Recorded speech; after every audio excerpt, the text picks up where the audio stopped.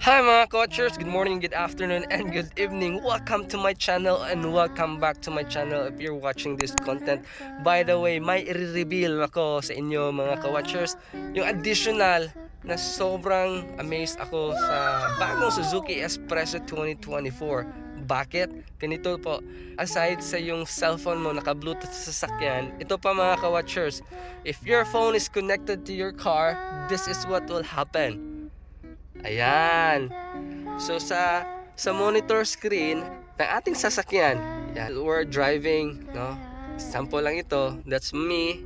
I texted my phone so that I can receive the message. Anong meron? Ganito to. Pwede niyong tawagan kung sino nag-message.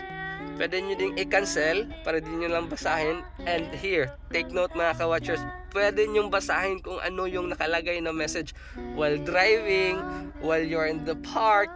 Yan po, lalabas po dyan yung message ng naka-text nyo. For example, your wife, your kids, and everyone. Try natin, buksan yung message. Ayan mga ka-watchers, anong sabi? Ayan po, no? Sobrang ganda ng Suzuki Espresso 2024 edition. Absolutely, it's either AGS or the manual transmission. The same thing lang yung ibibigay na features.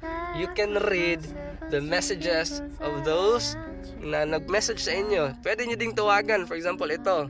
I-click nyo yan, tatawag yan sa taong nag-text sa inyo. Yan. So hi mga ka-watchers, don't forget to subscribe.